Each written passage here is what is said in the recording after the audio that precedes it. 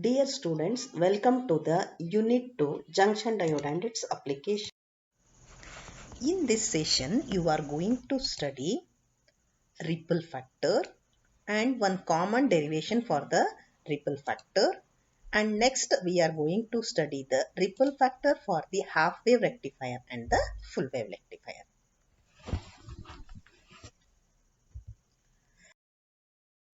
Let us find what do you mean by the ripple. What do you mean by the ripple? Okay, till now we have studied the working of the half wave rectifier, full wave rectifier.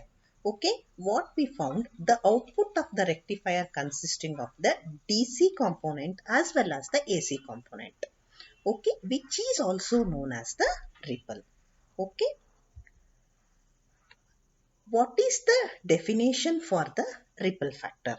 Okay, the ratio of the RMS value of AC component to the DC component in rectifier output is known as the ripple factor.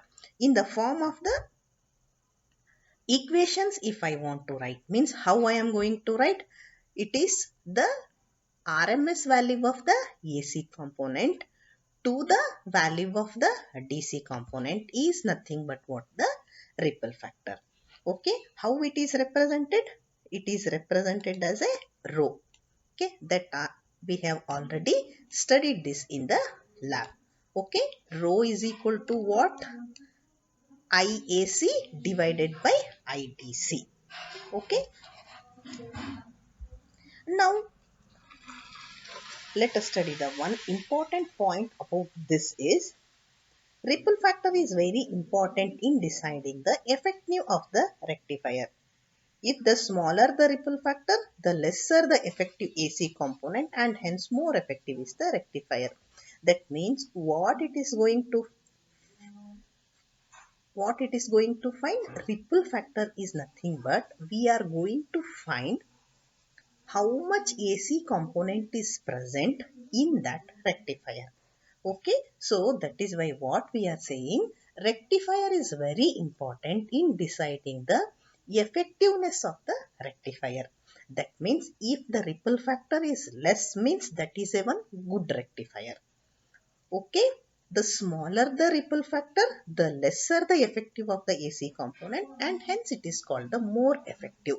Okay, if the ripple factor is less, then we are going to call it as a good rectifier. Now, let us derive the one common derivation for the ripple factor. Okay. So, by the definition of the effective or the RMS value of the total load current is given by IRMS is equal to square root of IDC square plus IAC square. Okay, from the definition only, what is usually IRMS is equal to, that is the addition of the DC plus AC square. Or if I want to write only the AC, then what you are going to do? Just you make it the square. Okay, so here this is becomes the root IRMS square. Next, this is only IDC square plus IAC square when you square root this. If I have written only, I have taken IAC square, now it becomes square root of the IRMS square minus IDC square. Okay, this is a one common definition for the IRMS. Just I have taken the IAC outside and I have taken this inside the square, right? You are able to get root of I square RMS minus I square DC. Next, what is my intention is I want to divide by IDC. Okay, divide this equation by IDC. What I am going to get? IAC divided by IDC is equal to 1 divided by IDC. This is as it is. Okay, so what is this? Just now we have studied, this is the definition of the ripple factor, that is IAC by IDC. So here now you see what is IAC by IDC, that is the ripple factor. Now let us write the ripple factor is equal to this as it is. That is 1 by IDC into root of I square RMS minus I square DC. Okay, in the next step, what I am going to do means I take this IDC inside. What happens now? It becomes square. Okay, in the square root, IRMS divided by IDC whole square minus this is going to cancel I square DC. Okay, this come inside means it is I square. Okay, so now what happens? Your ripple factor. Okay, this is the common definition for the ripple factor. You have to remember this one. What is the ripple factor is equal to IRMS divided by IDC whole square minus 1. Next, we are going to find the derivation for the half wave rectifier, that is ripple factor for the half wave rectifier and ripple factor for the full wave rectifier. Okay, by taking this common definition, we are going to derive the ripple factor for the half wave rectifier and the full wave rectifier. Okay, in the next slide.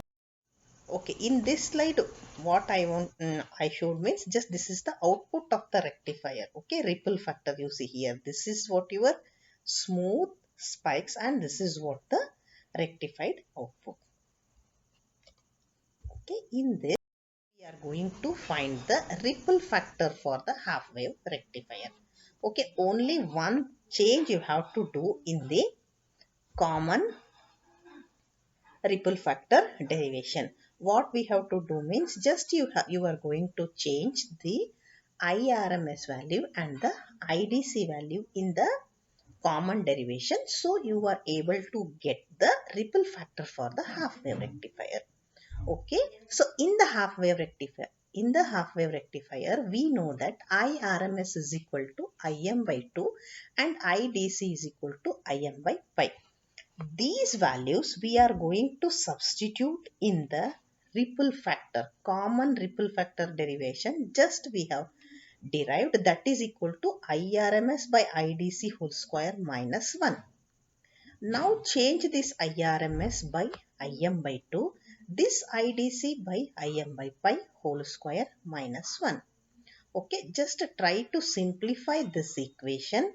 You are able to get the value as 1.21. Okay, so it means what? Ripple factor for the half wave rectifier is equal to 1.21. What is its meaning? Its meaning is AC component is more as compared to the DC component. Why? Because what is ripple factor definition? That is equal to IAC by IDC. Okay, what is the ripple factor is equal to? It is equal to IAC divided by IDC. Correct? IDC. Okay, if you are going to get the 1.21 means AC should be more. When AC is more, then only you are going to get here 1. So, by seeing this, we are going to say that in the half wave rectifier, AC components are more as compared to the DC component. Okay, here you see. Hence, it is clear that AC component exceeds this DC components in the output of the half wave rectifier. It results more pulsation in the output. So, half wave rectifier is ineffective for conversion of AC into DC. Okay, what is its meaning here? Here the DC components are more. Okay, because IAC by IDC is there. If the DC component if the AC component is more means, what is its meaning? Actually, it is a one bad rectifier, because in the rectifier, what is our aim? Our aim is to convert AC to DC. We want more DC. We don't want the AC component. So that is why what we are going to say that half wave rectifier is ineffective for the conversion of the AC into DC. Why we are going to say this? Because it contains more AC components compared to the DC components. Okay. Now let us see half wave rectifier ripple factor here. It is shown in the form of the graph. Now let us move to the derivation of the ripple factor for the full wave rectifier. Here also just we are going to change the IRMS value and the IDC value in the common ripple factor definition. Okay. So here IRMS is equal to Im by root 2. IDC is equal to 2 times of Im divided by pi. So this is what our common ripple factor one formula is IRMS by IDC minus 1. IRMS is replaced by Im by root 2. IDC is replaced by 2 times of Im by pi and minus 1 is as it is. Just you simplify this, you are able to get this is 0.48.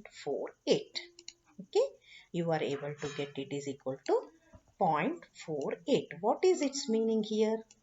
Once again, ripple factor is nothing but what? In this here you are going to get it is equal to IAC divided by IDC. Okay, IAC divided by IDC is nothing but what? In the IAC divided by IDC is equal to what? Your ripple factor. It is equal to 0.48. That means what? Here the 0.48 is nothing but here AC value is less as compared to the DC. So that is why we are going to say that here the AC components is less, that too very less compared to the AC components.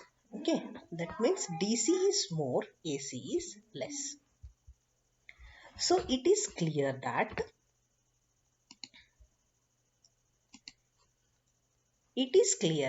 DC component exceeds the AC component in the output of the full wave rectifier. This results in lesser pulsation in the output of the full wave rectifier as compared to the half wave rectifier. Therefore, full wave rectification is invariably used for the conversion of rectification.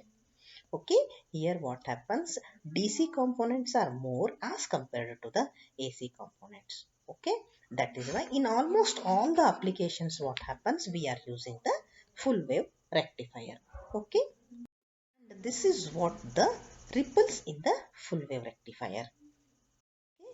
And here I want to tell one special thanks to the final year BSc student EMCS, that is Nityashri, because she helped me to create these slides. Okay, my special thanks to the Nityashri. Thank you, Nityashri. And thank you also students for studying these PPTs and the video. Okay, please go through again this video. If you have any doubts, you come and clarify your doubts.